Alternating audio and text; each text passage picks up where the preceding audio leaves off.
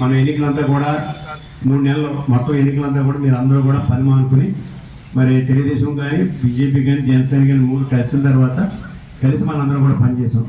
మామూలుగా పనిచేసాం, రాక్షస పరిపాలించినట్టు పనిచేసాం మనందరం కూడా. అందుకే ఇది మొదటి నుంచి కూడా మన పెద్దాపురం నియోజకవర్గం నిజం సాధించాలని చెప్పి అన్ని రిపోర్ట్లో మొదటి నుంచి కూడా ఉంది. దీనికి కారణం కార్యకర్తలు మీరు అందరూ కూడా బాగా పనిచేసేదానికి ఆ టాక్ వచ్చింది, లేదా టాక్ రాదు. అందుచేత మన ఎలక్షన్ అంతా బ్రహ్మాండంగా చేసుకున్నాం. అందుచేత రాష్ట్రంలో కూడా అన్ని నియోజకవర్గాలు బాగున్నాయి, గవర్నమెంట్ వస్తుంది. మన చంద్రబాబు నాయుడు గారు కలిసి రావడం జరిగింది. అందుచేత ఆయన ఖచ్చితంగా ధీమా ఎక్స్ప్రెస్ చేసాడు, వస్తానని చెప్పాడు. మనం కూడా వస్తుందని ఖచ్చితంగా మనకి అన్ని నివేదికలు కూడా మనకు కనపడుతున్నాయి. ఏంటంటే గ్యారంటీగా వస్తుందని చెప్పాం.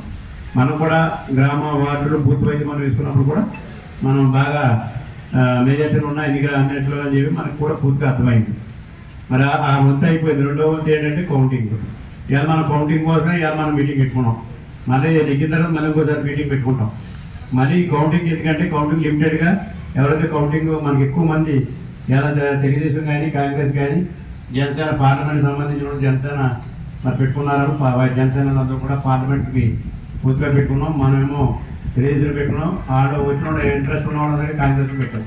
అలాగా మనందరం కూడా ఎక్కువ మందిని మనం పెట్టుకుని లోన మరి చాలా జాగ్రత్త కూడా వచ్చిన బాధ్యత. ఎందుకంటే ఇలా గత 4 రోజులుగా ఈ కౌంటింగ్ మీదే నడుతుందంతా కూడా. వీళ్ళేదో మోసం చేస్తారని అది ఇచ్చేస్తారని వచ్చింది. అదేమీ నమ్మకం లేదు. మీరు ఖచ్చితంగా మీ దృష్టి మరి దీని మీద ఈవీఎం మీద పెడితే ఏమీ నష్టం జరగదు. మనం కరెక్ట్గా అందులో అభ్యంతరం చేయటం. మనకి 6వ టేబుల్ కింద మన శ్రీనిబాబు గారు ఉంటున్నాడు కనుక మీకేమైనా అనుమానం వస్తే శ్రీనిబాబు గారు అడిగి శ్రీనిబాబు 6వ గారు మాట్లాడతారని చెప్తే మనమేమో జస్టిఫై చేయొచ్చు, మన కామ్గా చేయొచ్చు. ఏదైనా అభ్యంతరం ఉంటే అభ్యంతరం చెప్పండి, మనోడికి చెప్పండి, మీరు అభ్యంతరం చెప్పండి. అభ్యంతరం ఇస్తే చూసుకుంటాం. అంతే తప్పించి సానుకూలంగా మన కౌంటింగ్ జరిగేటప్పుడు మాత్రం మీరు ఎవ్వరూ మాట్లాడద్దు. చాలా జాగ్రత్తగా ఉండాలి, కామ్గా ఉండాలి.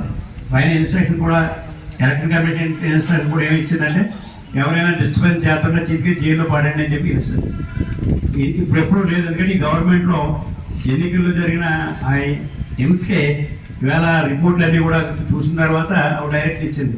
ఎక్కడైనా కౌంటింగ్లో జరిగితే లోన్ అడేయండి అని చెప్పి ఇచ్చింది. అంటే దాన్ని బట్టి మనం ఎలాగా జాగ్రత్తగా ఉంటాం, వాళ్ళు కూడా జాగ్రత్తగా ఉన్నారు.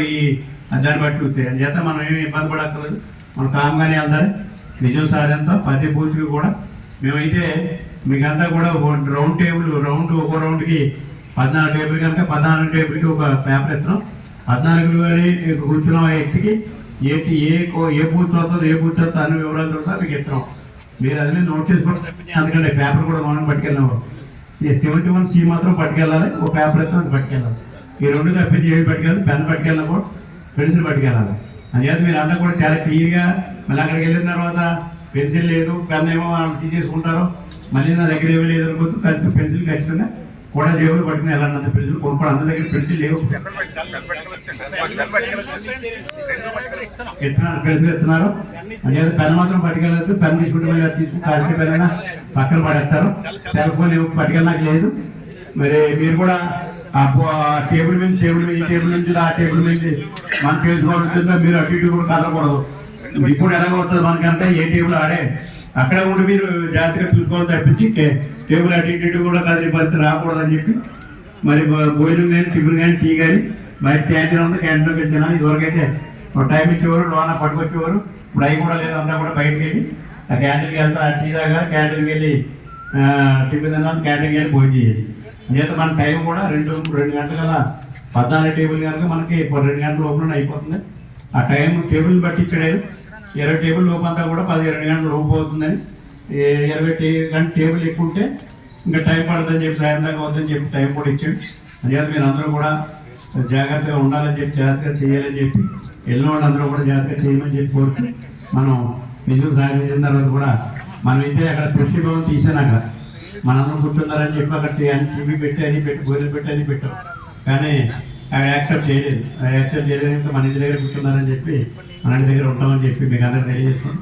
సాయంత్రం అందరం కలిసిన తర్వాత ఇక్కడ పార్టీ ఆఫీస్ రావడం ఎక్కడంటే మనందరం ఆలోచించి మన కార్యక్రమం చేద్దాం. అది కూడా ఊరికం చేయొద్దు, మీటింగ్లు పెట్టద్దు అని చెప్పి కూడా అది కూడా డైరెక్ట్ ఇచ్చాం.